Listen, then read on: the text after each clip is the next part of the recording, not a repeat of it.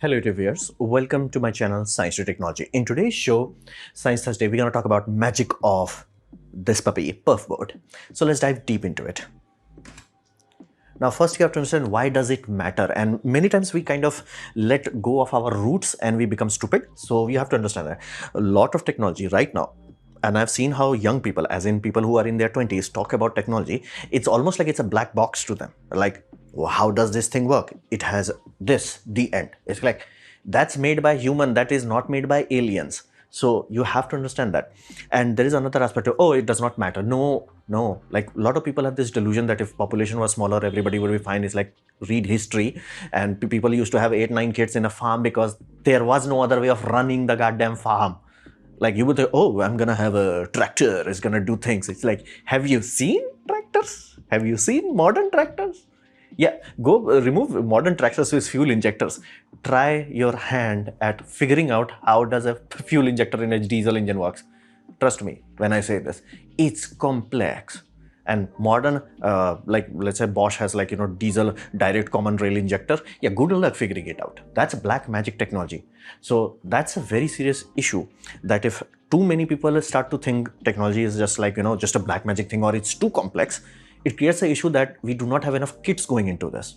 And that creates a very serious issue. This field requires as many people as possible.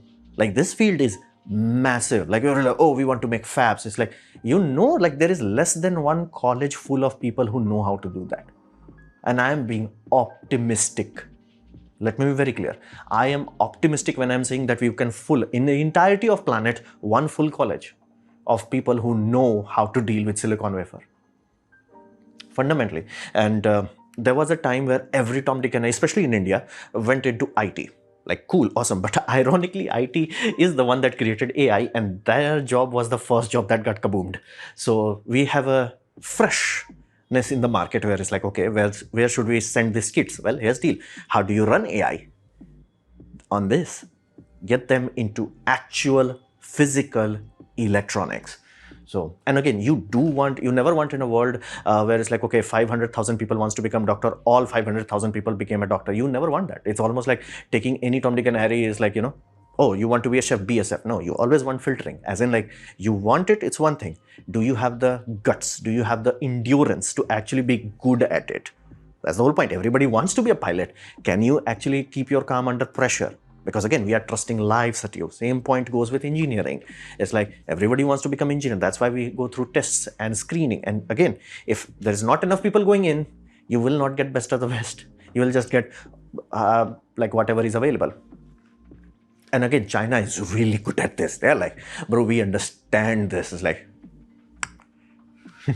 so, and modern tech feels unapproachable to many people. It's like, if I showed you, it's like, okay, how many chips it has? Yeah, 1 billion. Not even joking, not M, B, billion. So fundamentally, it does create an illusion where it's like, okay, curiosity cannot take you there, or students cannot there. It's like, of course it can. It's made by human. There is no alien from Area 51 that is building this. Humans are making it. So, and be mindful, thankfully, in this era, even though this could look like I cannot even approach this, which again, you can't. It's almost like if you do not understand how bricks work, how a wall works, and how a house works, you cannot understand how a skyscraper works. These are skyscrapers. We need to understand how to go from brick to a building. Then you go to skyscraper. Directly looking at skyscraper makes you incompetent and makes China the daddy of the world. I do not like that. It's almost like the same meme you have seen in the Avenger 1, where like, Iron Man asked Captain America, so what does it look like? It looks like it runs on some form of electricity. That's a dangerous thing for a country. So we start with breadboard. Now this is a very amazing invention. Whoever came up with this is amazing. The idea is you want kids to play with it. But if you have to solder things, you have to play with this puppy. This is a hot stick. It can go as hot as 400 degrees Celsius. And there is almost a rite of passage. Any Tom, Dick and Harry who starts to work with that, at some point will burn their hand with it, if they're lucky. They could burn something else, but it does happen. Like it's almost you're supposed to. It's like, once you start to get into cooking, you will burn yourself. Small things. I'm not expecting like oil falling on you, but like small things will happen. So soldering is that. But again, you may not want children to deal with it. Again, I would not want kids to deal with it, but how do you get kids into that? Ta-da! Amazing ancient technology, breadboard. Now, breadboard does not require hot soldering, so there is nothing that can harm it. Meaning, if you miswire the circuitry, the product goes boom, your children does not go boom. So everything is awesome. And it was designed in an era when IC was becoming a thing, integrated circuit. Apollo mission was just over. Military was really working on things. So dual inline package, DIP, that started to become a thing. So they created a mathematical grid. It's like, we'll make sure all the chips follow a simple mathematical formula. So that formula is make a grid. A grid would be 2.54 millimeter apart, as in like each square of the grid is length 2.54, height 2.54. Now you're like, okay, why the heck it's not 2.5, why it's 2.54? Yeah, it's imperial system brain damage. They were like, okay, we have an inch, we want 1/10 of an inch. I have no idea why, but that's the reason. So, and this became so foundational. Even right now, even though this is ancient, let me be very clear, it's ancient as in like 1970s kind of ancient. You can still buy chips from 1970s to chips that are still being made now. It will work on this grid. Not all of them, but lot.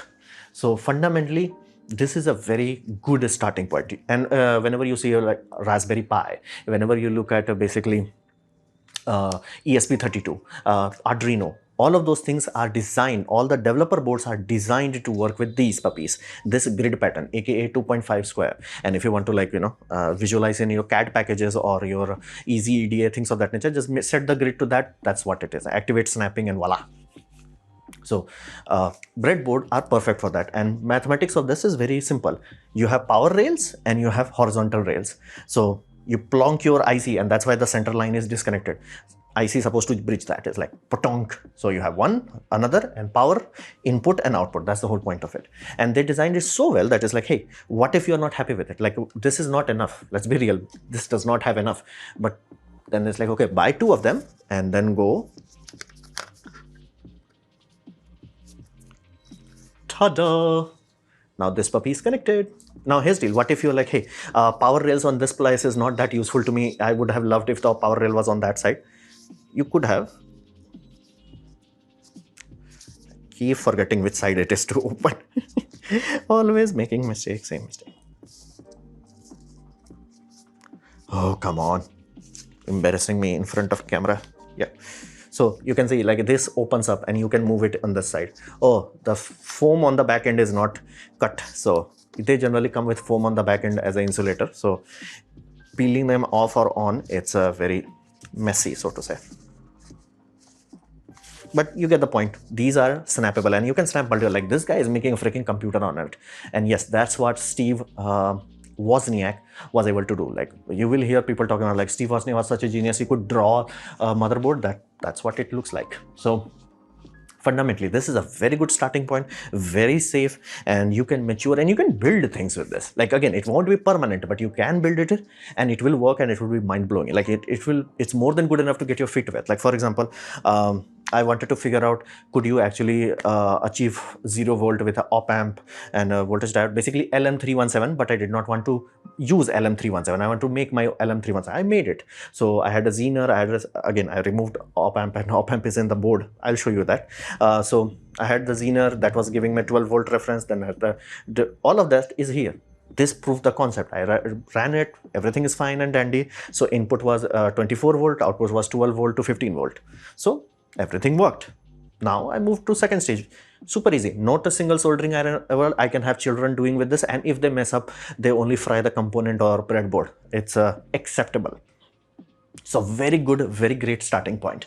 However, while it is amazing, it does have a aura of its own. Meaning, you may have a breadboard that works with you, or you may have a breadboard that's finicky AF. Trust me, I'm the one who is making this. I'm the one who knows how it's supposed to work. And again, I'm not making some complex circuit. Yeah, I could not get it to work sometimes. Like it just does not work with you. And this, I first thought it's just with me. Like more than enough people are like, yo, some people can get computers to work on it. Other people are like, yeah, I just don't even touch it. It's not reliable enough. So it is finicky. Let that be clear. That's the risk with this. It does work. When it works, it's great. It's just that it is finicky. I've seen people getting SMPS working on this, but I was having such horrendous luck on this, like I just gave up. So be mindful. So breadboard is always treated as a prototype. Now we come to the subject of the matter, which is Perfboard. Now, Perfboard is the second stage. Now, this might be your final stage. This is more than good enough to be the stage, the final stage. You do not have to worry too much about that. And it becomes real at that point. At that point in time, you do have to deal with soldering iron. But again, that's why, like, once you know what you're supposed to do, doing it is much easier.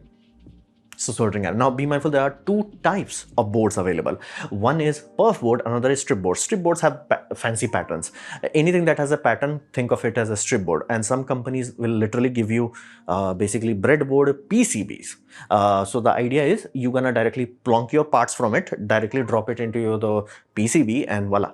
I do not like that idea because that it's almost like lazy approach where it's like, okay, you should, like, you went from a grid, right, to freehand, but you never went to freehand, even though you are using soldering. You did not went to freehand. So I'm not that comfortable with that. Now, another reason why I would urge you to do not go for the brown boards is the endurance of this, as like how strong these puppies are. Whenever you are buying this sort of strip board, most common complaint on Amazon or places like that would be, yeah, the pads desolder. Like the copper that is there is just a cladding. It's glued there. It comes off on a soldering iron too much. If you have soldering iron forgot there, like stayed it there for 3-4 seconds, it will desolder because it's just paper and glue. It's not really a strong thing. This, on the other hand, the green puppies, yeah, these are what we call fiberglass epoxy.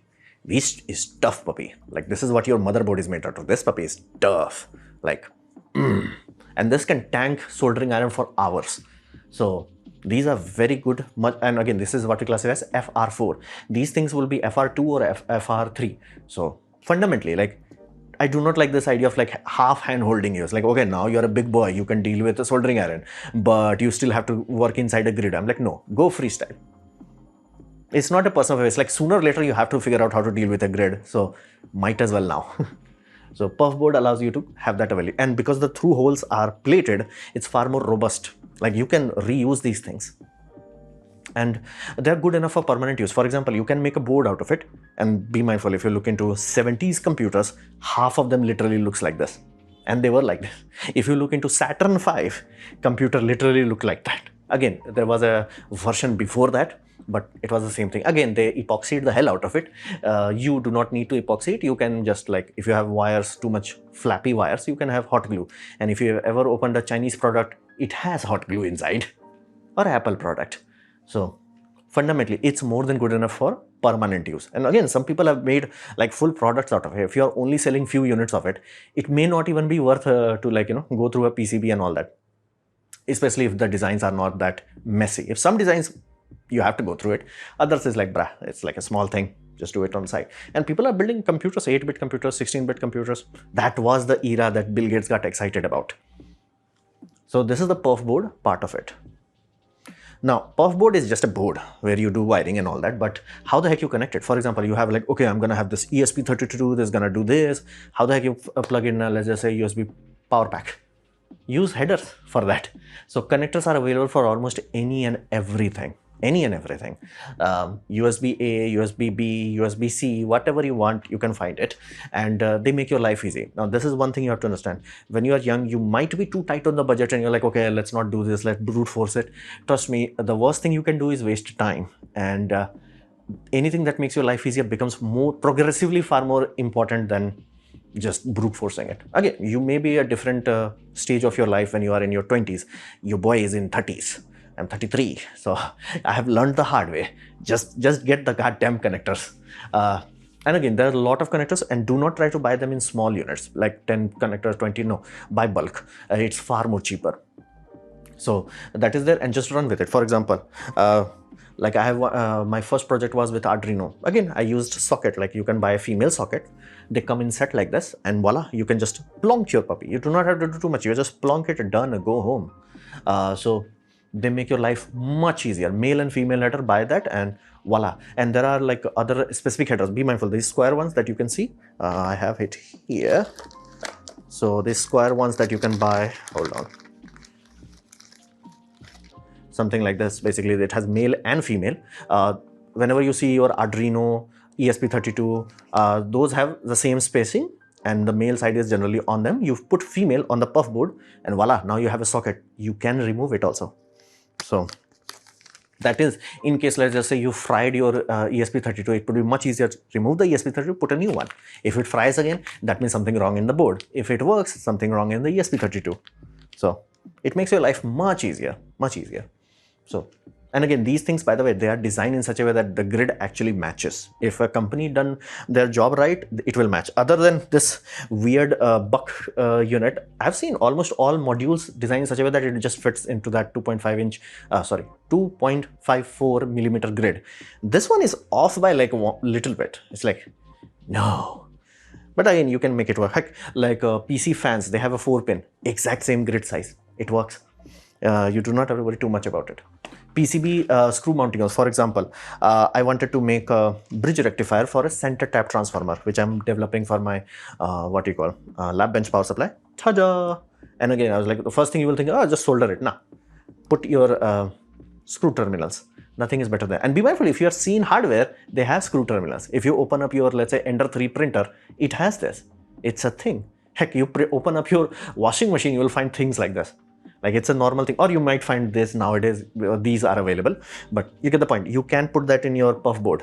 It's not magical connector available, surprisingly available, even in India. Like you can buy a box of these puppies. So they allow you, and I would urge you to buy a set in such a way that you get one even number, one odd number, ideally 3 and 2. The benefit of 3 and 2 is that you can make any number that is needed. Like if you need 5 pins, have basically 1 3 1 2. If you need 6, have 2 3 1s. So, and yes, they are designed in such a way that they attach and you can make a longer one.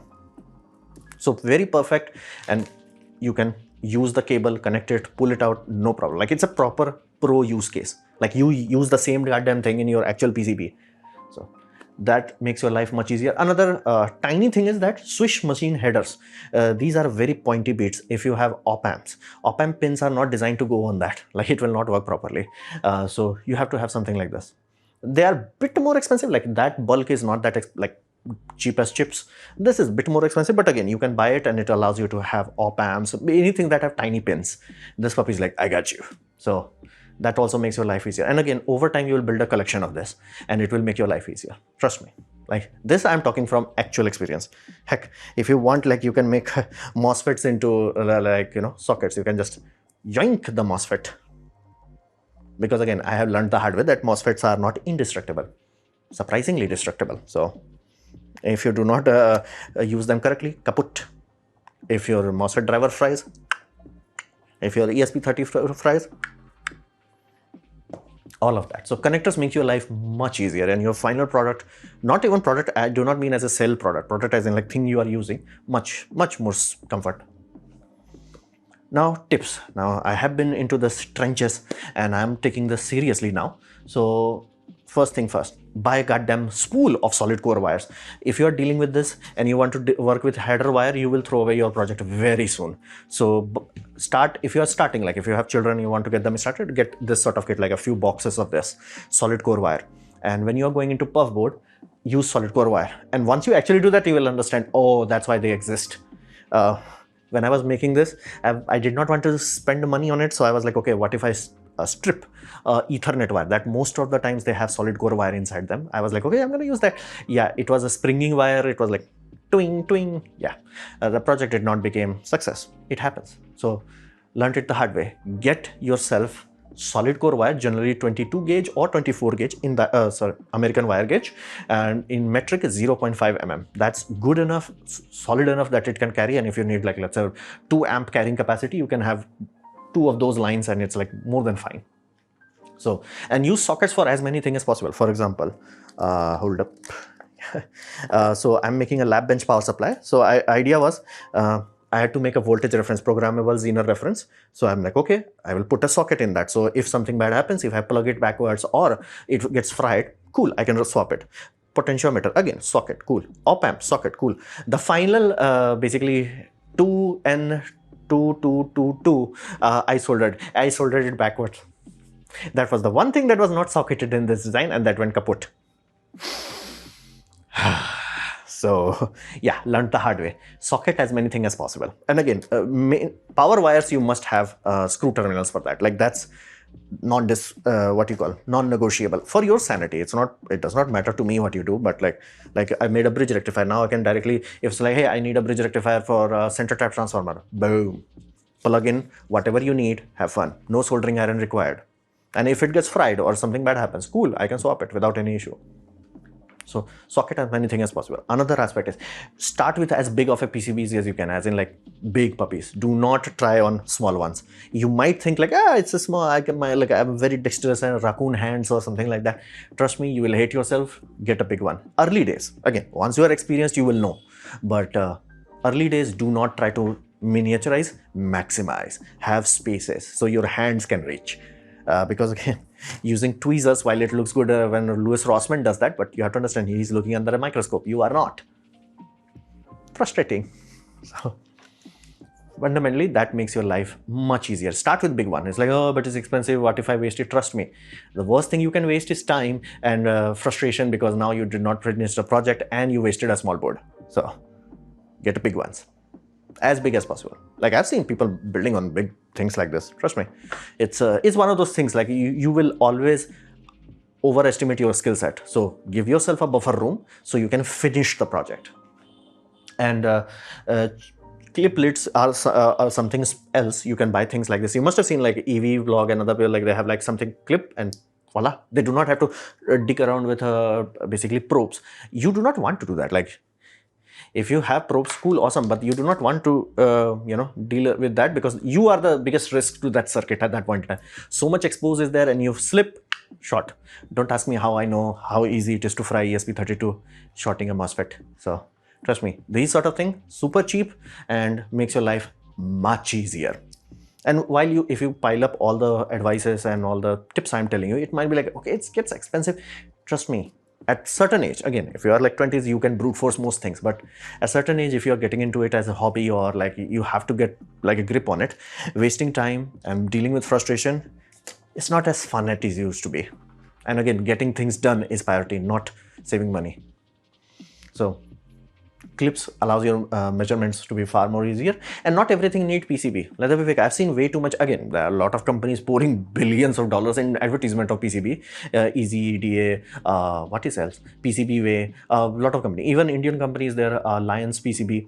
So it is great. It's awesome. If you want to make a product, it's great. But again, it may not be necessary. If it's one-off, it may not be necessary. That's the critical aspect. Like we have Saturn V built with something like this. You're fine. You don't have to, everything does not need to go through basically PCB, because be mindful, it stops your project for a week if you have Express. If you don't, most likely in India, most times you will be waiting for 2 weeks. So, and yes, there are Express system, but again, if you are paying that much money for Express PCB, it's a pro level service. So it's bonkers expensive. Basically, they do not even tell you like what's the cost. They're like, get quote for this expedited service. So yes, it can be done. So, but again, you may not need to. If you master Perfboard, you may not need to. Like, but what if I have to deal with, let's say, surface mount cam? For example, I want to switch basic LM358, I think, op amp to something better, rail-to-rail op amp. Many of those are available only in basically surface mount cap edges. No problem. Buy breakout boards for that. It's available. It's like it was designed for that. It was designed for that. And once I've built it, tested it, verified it, then I can jump to PCB. But it's not necessary. So this idea is the very dangerous part. Like many children who could have completed 12 projects, they have only completed 3 because they every time, oh, there's a mistake, PCB now. Now, hopefully in the future, that should not be an issue, because we are very close to democratizing of ultraviolet lasers. Those should work on this thing on a very rapid pace, but they're a bit far out right now. So that should work. And again, SMD to DIP packages, you have to understand the pitch, basically what you are buying. The pitches, is it 0.8 mm pitch, 0.65 mm pitch, 1.27 pitch? That's up to you. Whatever the pitch is, you have to buy the breakout for that, and voila, everything will be fine. So, and make things in blocks. Do not try to make everything in one go. Make things in blocks. Like I focused one day just to make the Darlington transistor pair, another day just to make the voltage regulator, other day just the bridge rectifier. And when I had a struggle, it did not blockated the whole project. It's like, okay, I got this part at least. So fundamentally, this is from experience, I'm telling you. As you can see, like, people have made some amazing work with just the Perfboard. You do not need PCB for everything. Do not use that as an excuse against yourself. If once you master Perfboard, you can do whatever you want. Like, figure out the base, like bricks to buildings to skyscraper. You don't jump to skyscraper day one. So these things will allow you to have more finished projects. So this was my presentation on basically this technology that almost more and more kids need and our world needs, and people are forgetting that these are awesome. So I hope you guys have liked it, learned from it. In that case, please hit the like button, share it amongst a friend. If you have enjoyed it, I would urge you to hype the video. If you didn't like it, didn't enjoy it, I urge you to press dislike, press it twice to show me extra disappointment. Please leave a comment because I do try to reply to all of them. Subscribe, press the bell icon if you're free, and as always, thanks for watching.